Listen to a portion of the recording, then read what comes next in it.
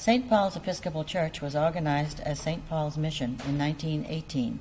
There were 20 families who helped its beginning, and these devoted people and the hundreds that followed made its growth successful.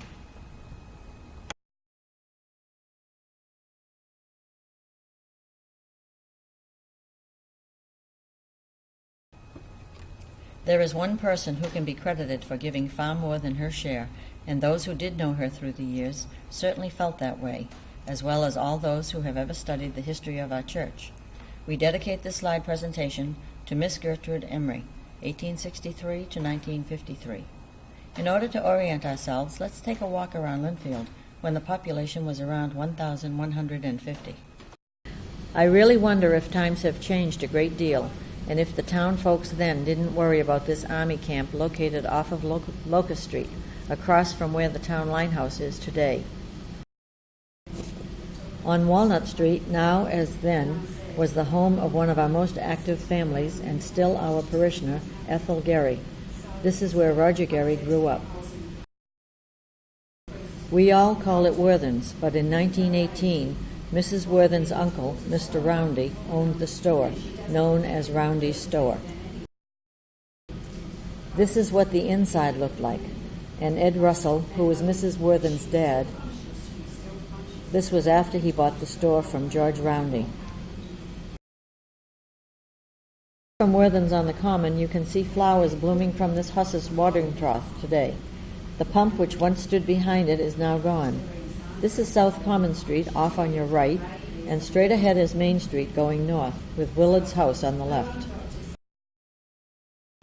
The Center Congregational Church looked like this, and this part of the building is still here. It is the slide next to the library. You can see part of the library on the right side of the picture. And downstairs is Todd Hall, where everyone in town, young or old, has gone for some kind of a meeting at some time in their lives while living in Lynnfield. In 1925, we held church services and Sunday school here till the year 1930. Can you guess what stood where our parking lot is today? That's it, the B&M Railroad Station. Trains stopped here to pick up Lynnfieldites for Boston. The evening papers were dropped off for the local newsboy to deliver, and there probably was only one boy.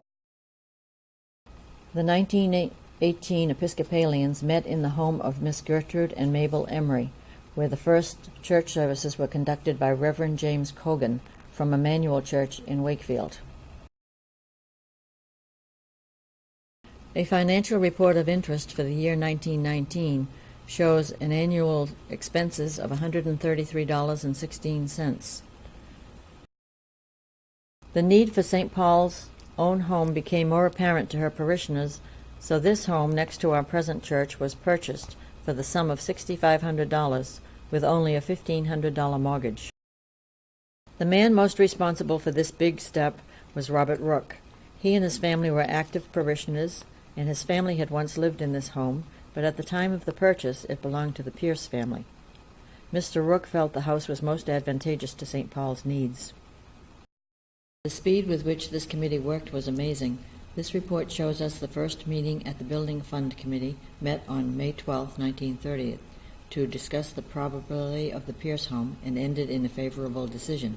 The second meeting, May 13th, joint with the wardens, met at 7 o'clock. The business was to ask Bishop Babcock for assistance in purchasing the property and to secure an option on the property. Meeting ended at 7:55. The third meeting, May 20th, ended at 8:15, with the results that the diocese was willing to match up to $2,500 for each dollar contributed in Lynnfield. The purchase price was agreed upon, and Mr. Rook reported he had secured a 10-day option expiring May 26.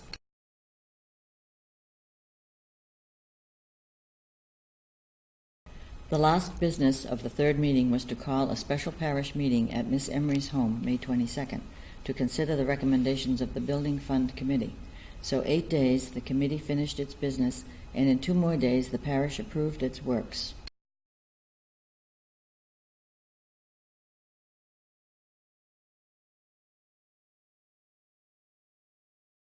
So for 20 years this home became St. Paul's home church. Because it was centrally located, it had enough land for further expansion,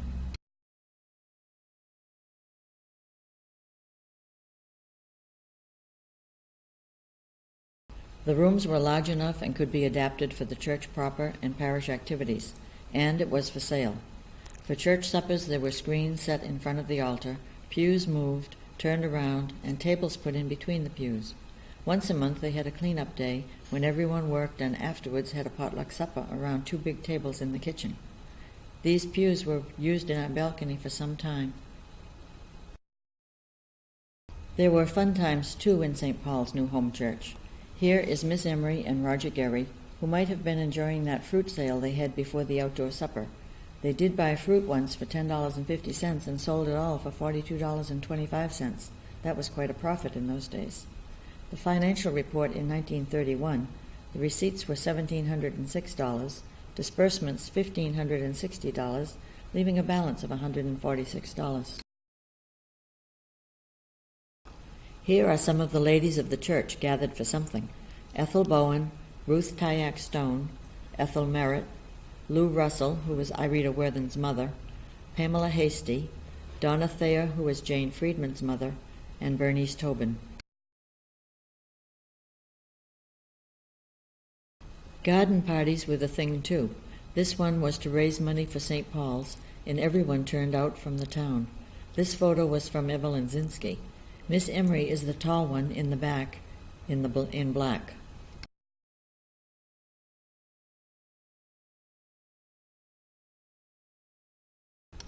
Once again there was unrest. It started in 1943, but this move was slower, and after the 1948 annual meeting, groundbreaking ceremonies took place next to St. Paul's home church. There were 35 families involved in this venture.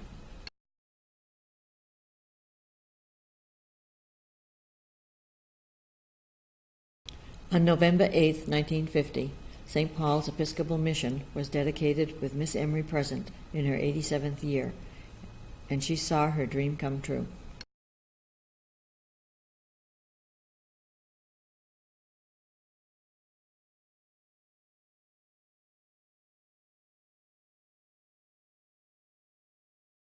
On the right is Hugh Patrick, who was senior warden, and Ernest Thayer is the junior warden.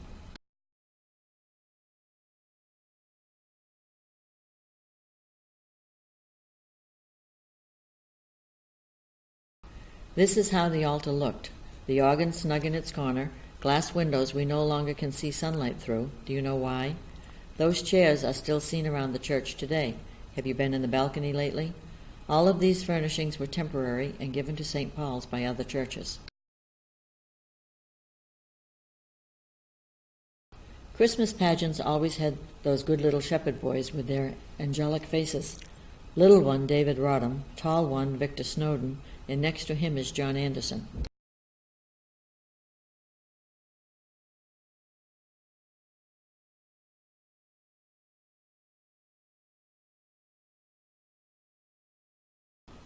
Senior choir members coming upstairs ready for the processional sure looked more composed than we do on Sunday morning. We still have a few of these robes around, too.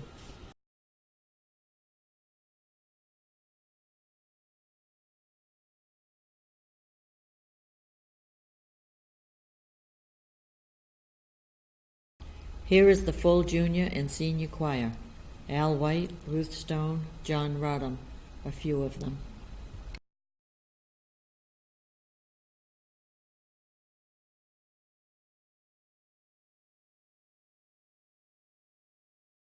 After church on Sunday found many folks outside, and we are so glad they were photographed.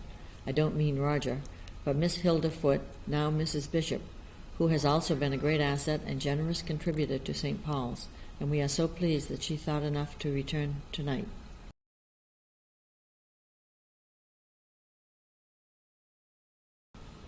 Here in front of the church is Mrs. Ethel Gary, who is the oldest living member of the original 20 families of St. Paul's.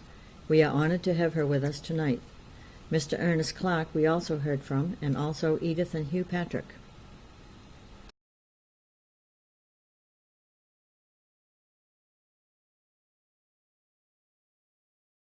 During these years now, St. Paul's activities were available for everyone. The church had so much room, and it was used.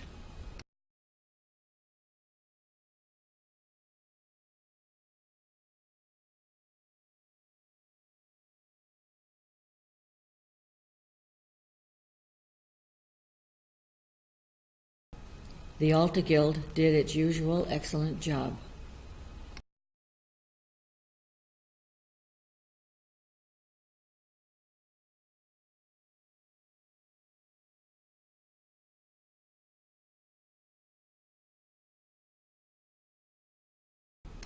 Junior choir members gathered around for a rehearsal. John Rodham on the right, Punky Stone on the left.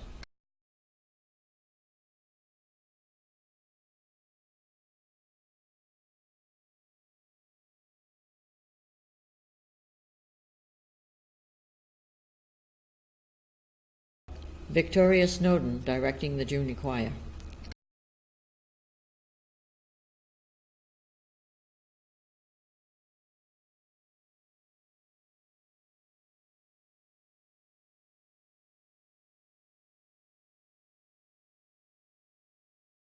The Women's Auxiliary always found themselves in the kitchen.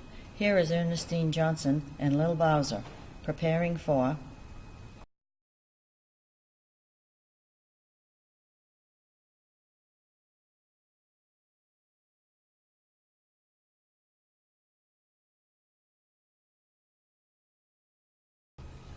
the parish supper in 1952.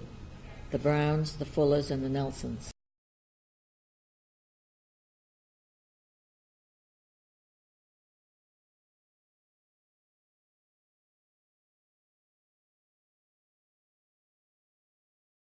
Liz Procurett, Al Albertson, Reverend Thorpe, Ray and Lucy Grant, Ruth Stone, Wally Snowden, and Al White.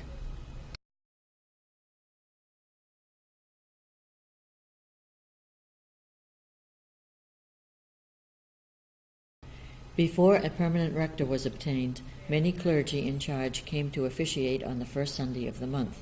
Here is Bishop Page and his son Herman, student minister in charge, who was ordained a deacon.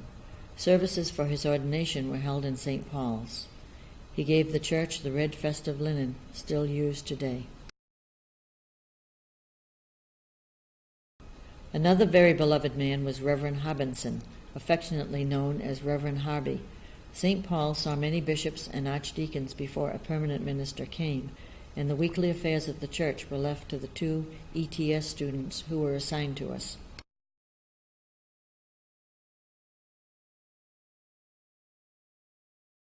St. Paul's greatest inspiration left us in 1953, but while she was with St. Paul's, she was loved, and this plaque was placed in the rear of the church in her memory.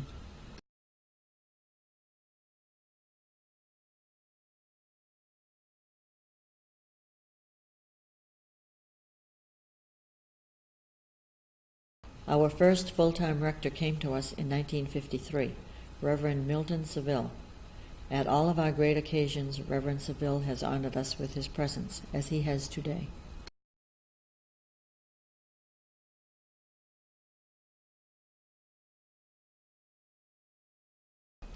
Our 1953 fair was held in the Old Town Hall, as was a masquerade party sponsored by the PTA of the church, later changed to the Parish Fellowship.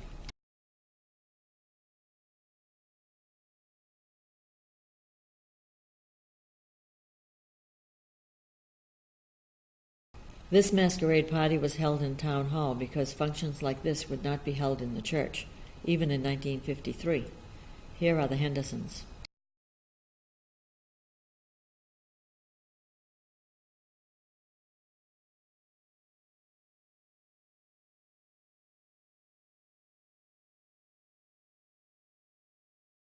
The Richard Johnsons.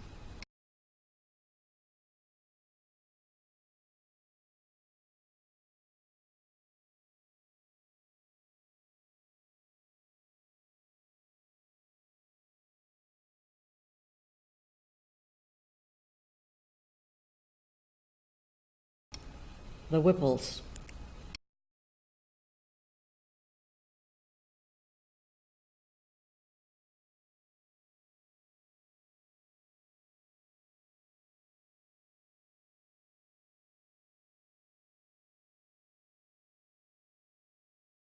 Rodhams and the Stones.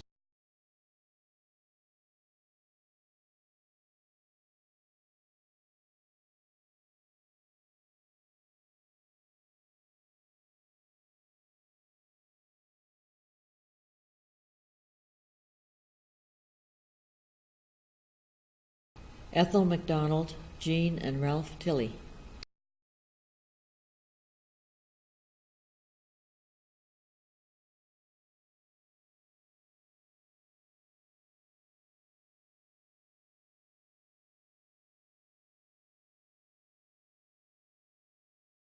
And tipping his hat as usual, Roger and Betty Gary.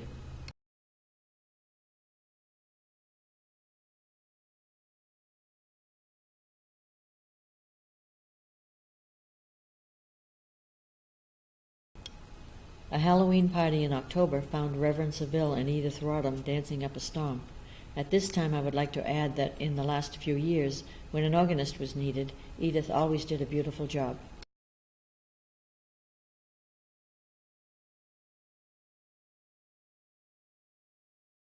Singing in the choir always had its advantages.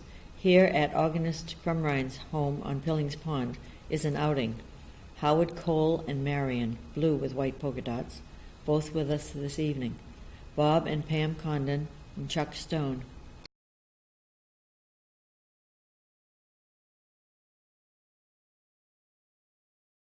The fair 1954 looked like this and was called Village Fair.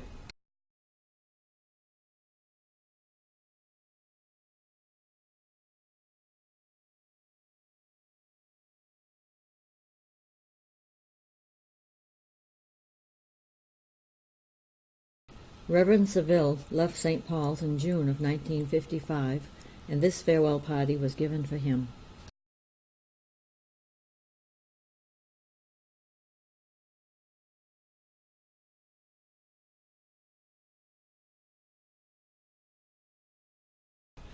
A reception in turn was given for Reverend Ed and Sally Morgan at the home of Junior Warden Mr. and Mrs. Douglas Tobin.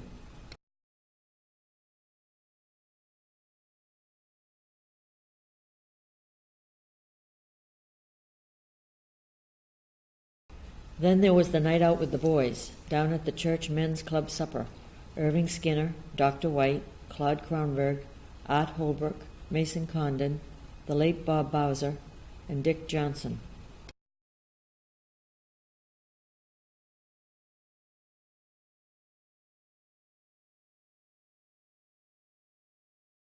Bob Rook, Al White, Clayton Ballou, and Frank Emery.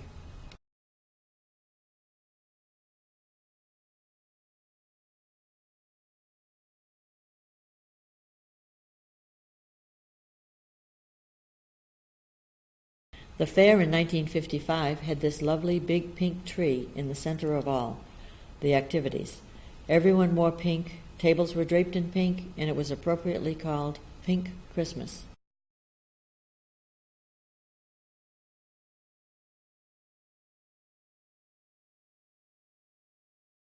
St. Paul's even got into show business with the production of The Follies on October 22nd.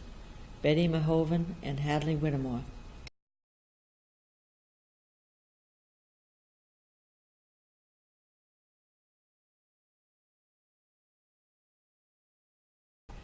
Then there was Casey at the bat, none other than the combination of Bob Settles and Bucky Rogers. Can you figure out which is which?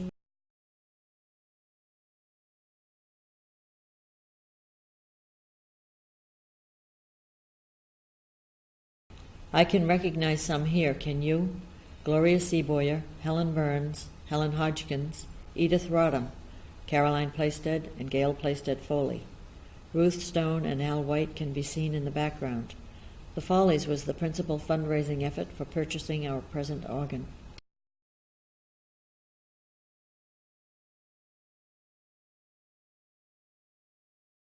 And it found all sorts of folks working backstage.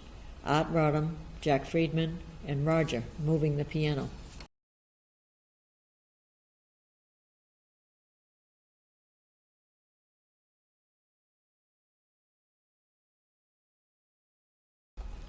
This is what St. Paul's looked like at 7:30 on Easter morning in 1955, as Ray Grant made his way to church.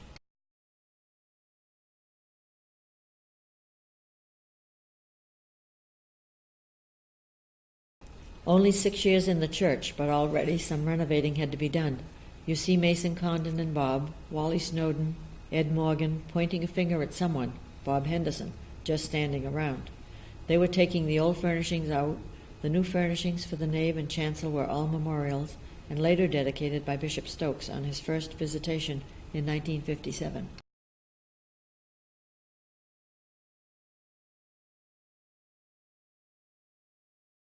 Fair 1956, to trim a tree. Our rectory was purchased, and the Diocesan Convention admitted St. Paul's as a mission in union, which is an interim step before becoming a full parish.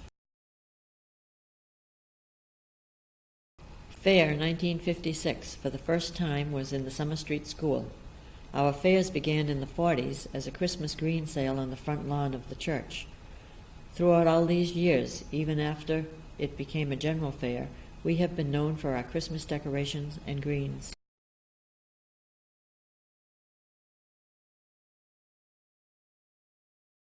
In 1957, through the foresight of Reverend Morgan and the vestry, and in the capable and devoted hands of Peg Emery, Bethlehem Nursery began.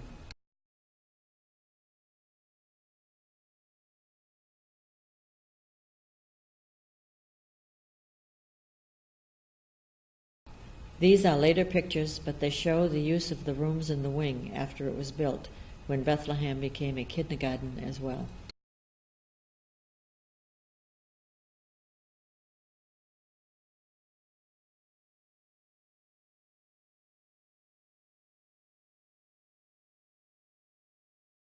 There are many children of our parish and in town who will long remember that their first days of school were right in St. Paul's.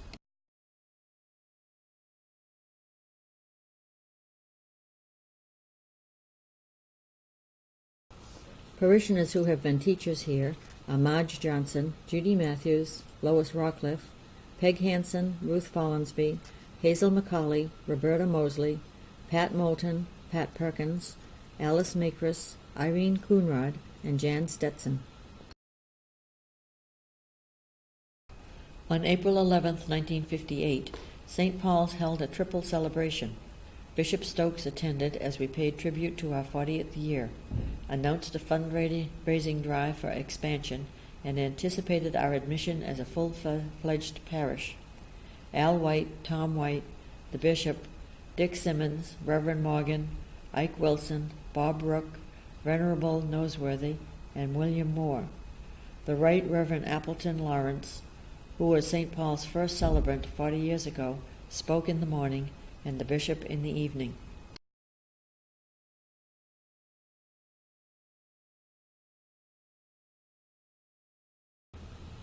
In May 1958, the Diocesan Convention admitted St. Paul's and elected Reverend Morgan to a diocesan position.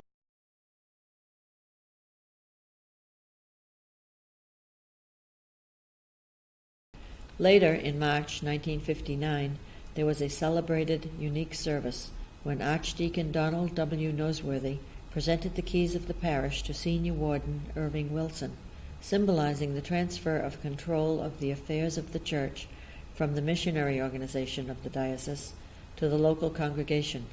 Here we see Mr. Wilson handing over the keys to Reverend Morgan, symbolizing his entrance into the office of permanent rector of St. Paul's Parish.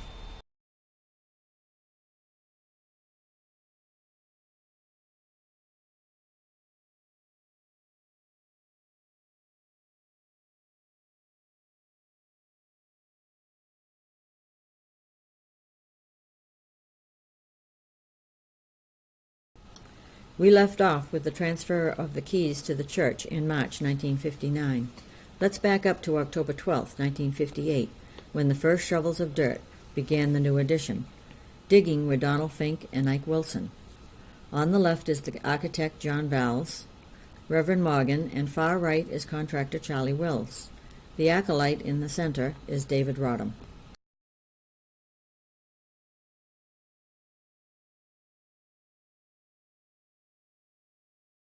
The plans were for a $40,000 two-story addition. This is what the side looked like before. The driveway was different.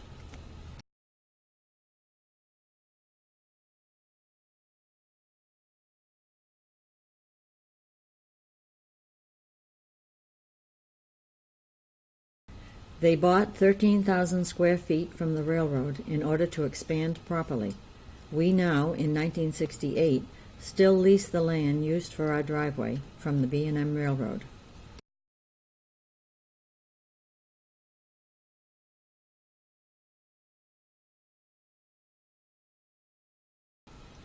Construction began in our 41st year.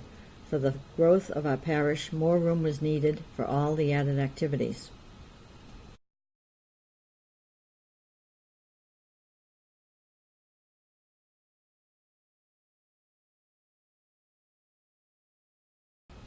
Reverend Morgan checking over all the nail holes. Latest news this June 1968 is that Reverend Morgan has been made Archdeacon of Middlesex in Connecticut and celebrated his anniversary of ordination.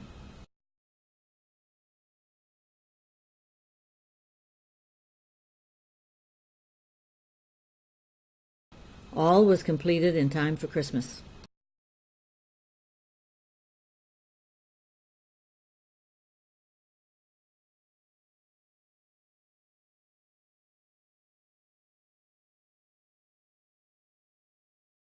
Parishioners had their time for fun, too. The fellowship in 1958 had another masquerade party, but this time in the parish hall. We do have a mystery woman. Who is the lady with the purple band on her head? Then comes Margaret Cadover, the Frawleys, the Crumrines, and the Bowsers.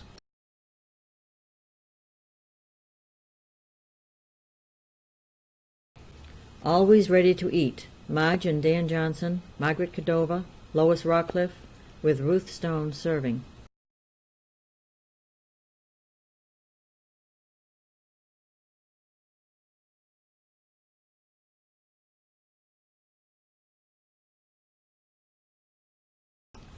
Here is that after-dinner contented look. Don Fink, Paul Kellogg, the Sheiks, Ken Hill, Mrs. Fink, and Mrs. Kellogg.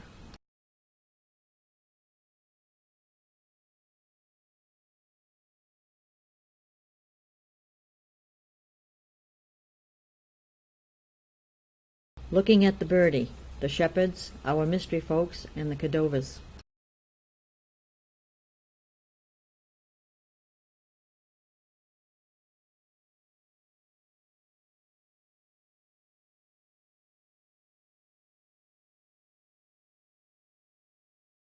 The 1958 fair was named A Dickens Christmas. Design of the elaborate fair was done by Dick Johnson.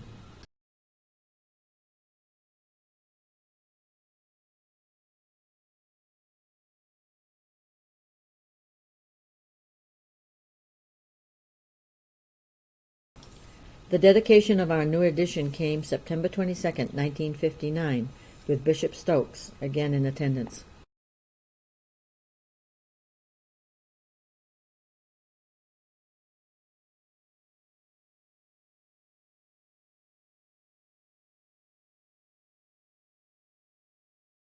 The rooms of our church were memorials given to the glory of God and in loving memory of these people.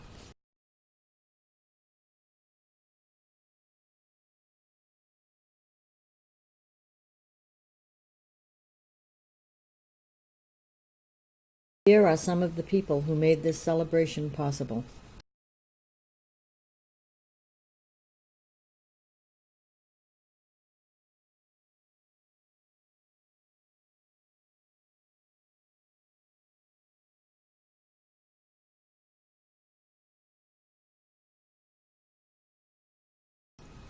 The reception was held downstairs, with Marcia Wiswall making sure nothing spilled, and Claude Kronberg doing a good job of not spilling.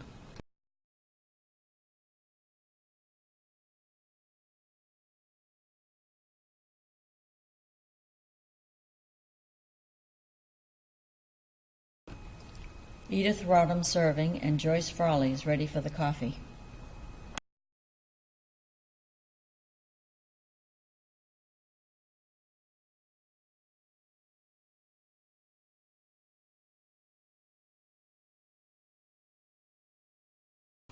The Village Christmas Fair came in 1959, with the Andersons working on the woodshop table.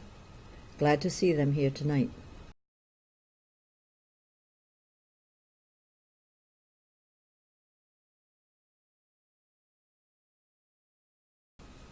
Our music during the 50s was ably handled by Everett Crumrine, who left us around this time.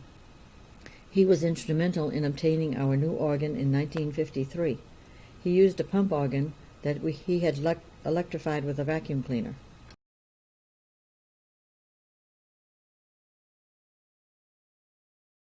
Christmas Fair 1960 was the last one spent with us by the Morgans, for Reverend Morgan left us for his new position at St. Andrew's Church in Madison, Connecticut.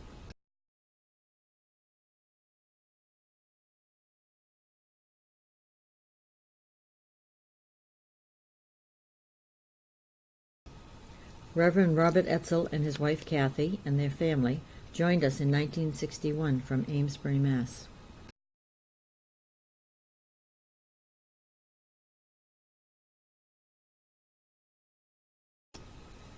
Christmas Pageant 1961 sees many familiar faces. Roger Gary in his red beard as a king, the Perkins girls far left and right, Dick Simmons Jr. and Joseph, Susan Rockcliffe as Mary, and two little angels are Laurie Weeks and Laurie Waring. Both were in our singing group this evening.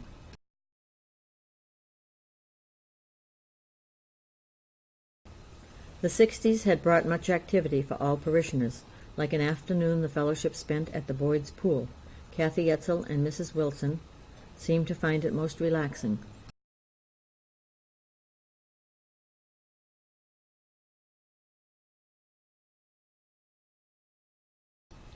While others are just making one big splash. King and Jane Sumatsu.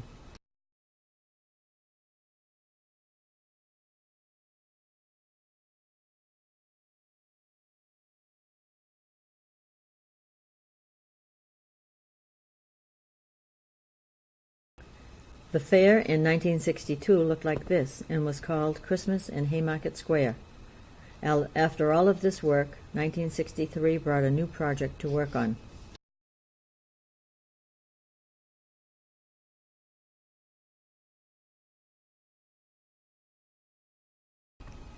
Frank Emery building the church school petitions because our prolific 200 parish families were causing cramped quarters during Sunday school.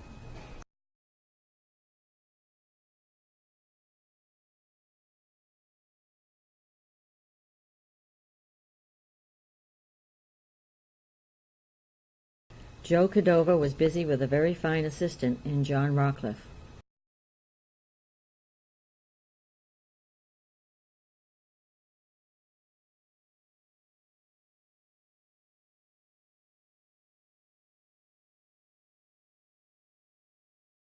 Even Reverend Bob Etzel was found doing some work.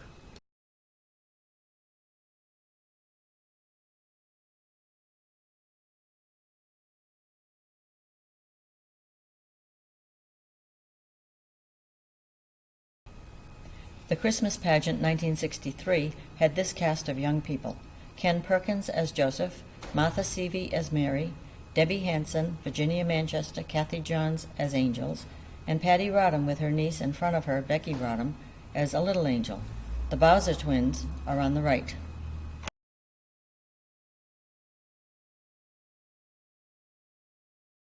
And the creche that year, as it always looks in the rear of our church at Christmas time.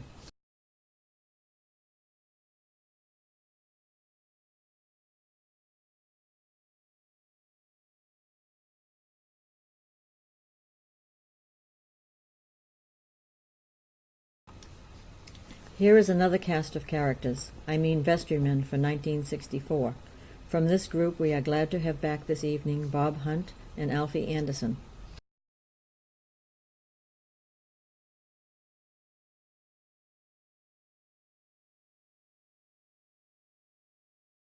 A group of St. Paul's women can always find something to do when they get together. This is Wednesday's job of folding the bulletins. Jane Sumatsu, Lena McCarthy, Dot Hunt, and Dot Russell.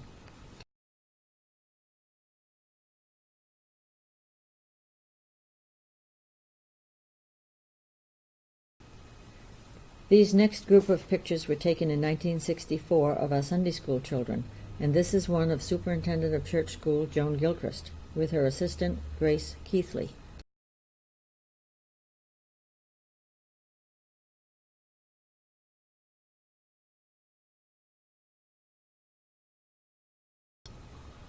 And here are some of the children in the junior choir.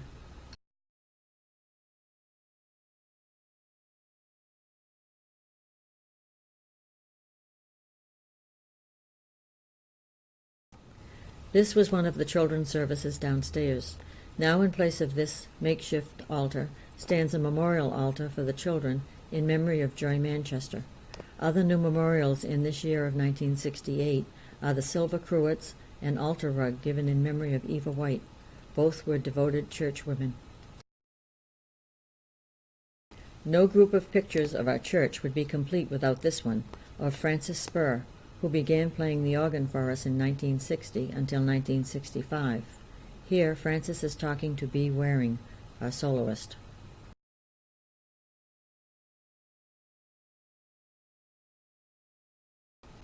Be it never said that St. Paul's won't try something new, for in our Christmas pageant 1966, we had a real live doll for baby Jesus, was portrayed by Brett DuPont, held by Pam Condon as Mary and Fred Smith as Joseph.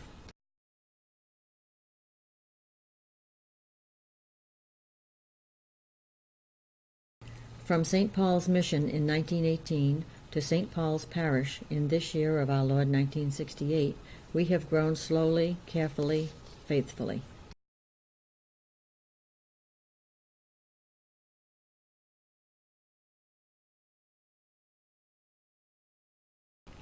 Our growth has been from a small town living room service to a rented church to a home church.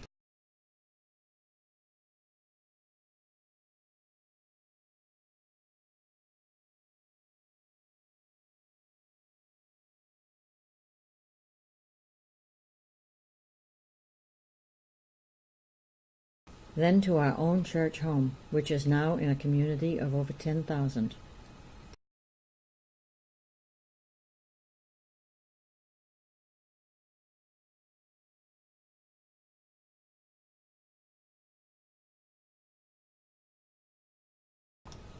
This is only the beginning of more expansion, additions, growing pains, and deeper decisions.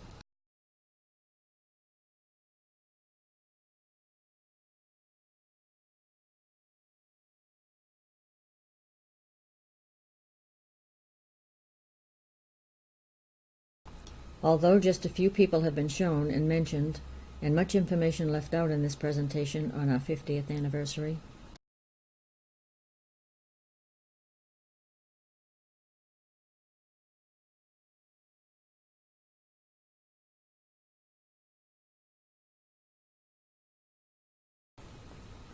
these people are only symbolic of all the many others who have left their own personalities and spirit to St. Paul.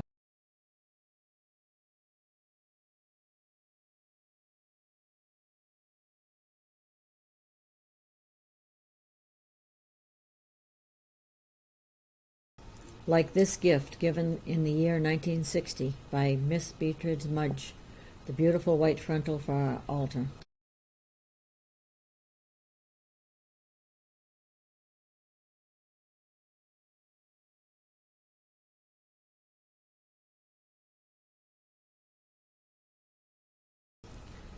New gifts, new memorials will continue to come to St. Paul's.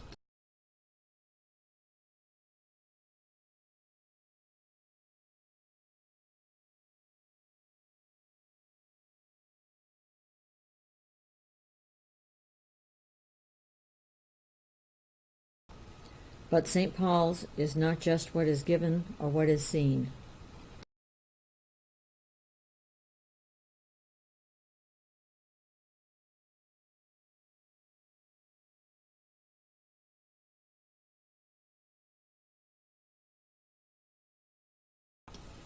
But what its people do, how they reflect and transmit to the world the true spirit of St. Paul's.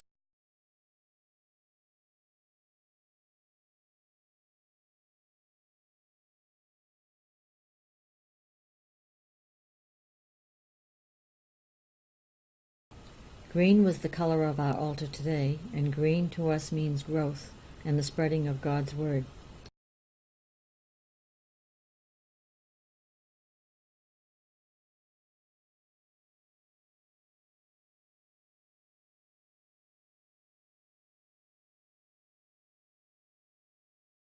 And growth is what St. Paul's will continue to do. Someone had a dream in 1918.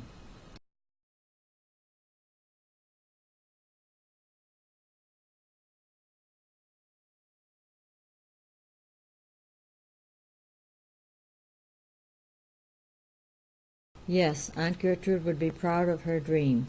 She challenges every one of us to find our own dream for St. Paul's.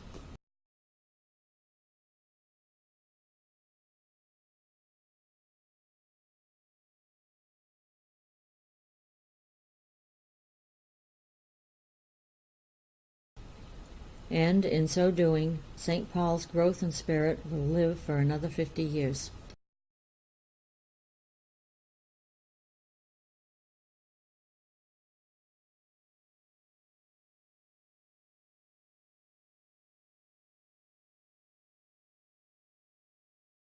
These next slides were taken at the 50th anniversary dinner that was held at Linfield High School on June 18, 1968.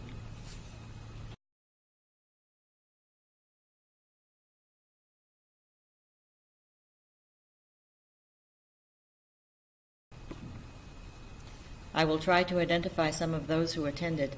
At the head table you will see two of the Waring girls to the left. Then there is Kathy Etzel, Harry Bell, Reverend Milton Seville, and Anthony Green.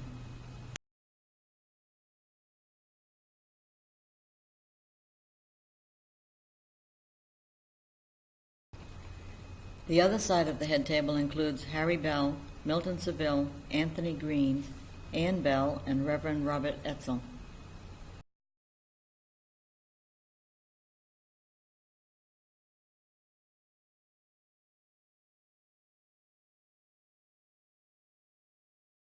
The next slide you see Joan and David Gilchrist and Catherine and Alfred Anderson.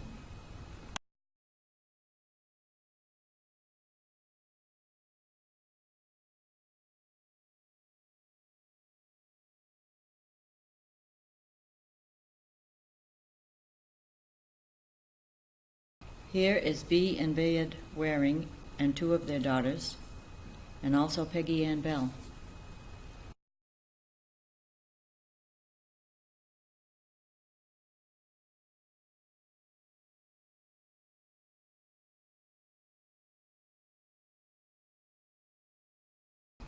Perhaps you can recognize someone here.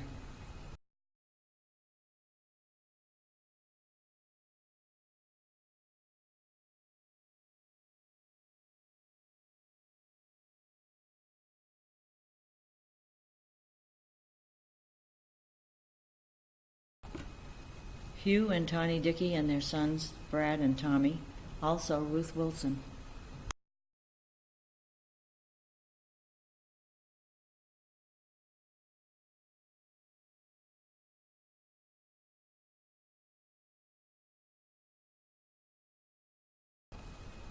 Here are Ruth Wilson and the Dickeys again, also Mason Condon and his daughter Pam.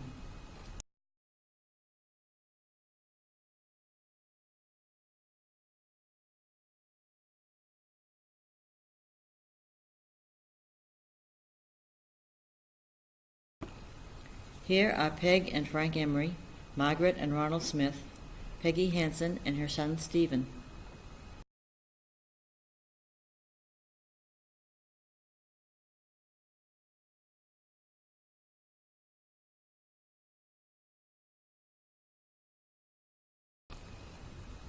Here you see Al White across the table and Arthur and Edith Rodham further down.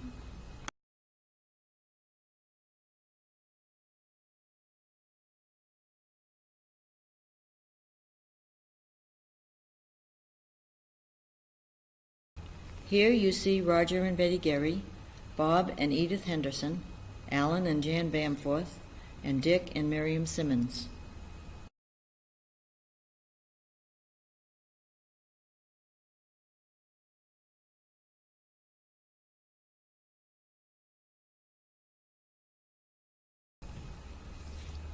Here is Cam and Onita Suda, Dick Simmons, Jane Sumatsu, and three of her children.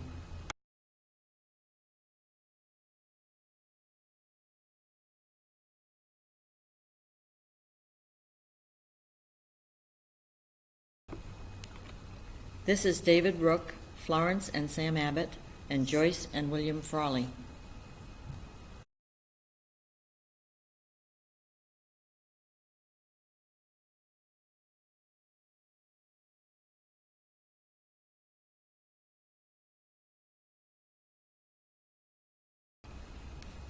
Singing for us were the four Waring sisters and another friend.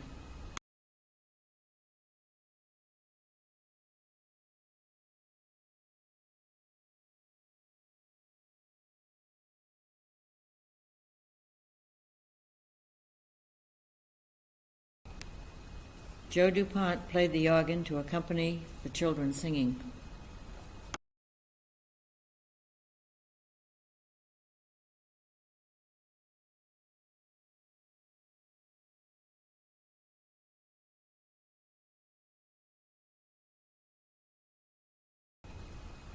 Another picture of Catherine and Alfred Anderson, Reverend Milton Seville, and Helen Burns.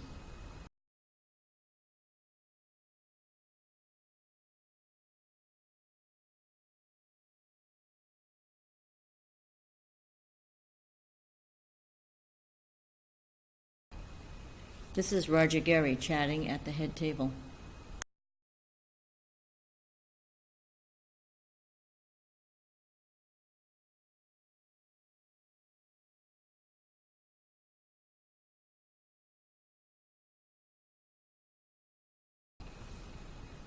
And this is Roger Gary presenting the slide presentation that was presented at the 50th anniversary celebration dinner.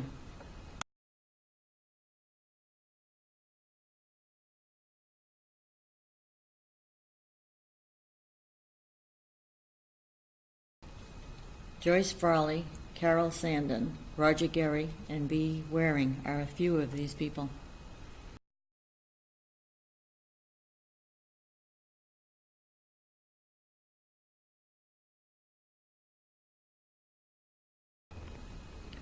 The committee for the 50th anniversary celebration included Gail Foley, Roger Gary, Joan Gilchrist, Anthony Green, Judy Matthews, John Mayo, Virginia Moeller, Arthur and Joe O'Sullivan, Eleanor Schoen, B. Waring, and Albert White, Jr.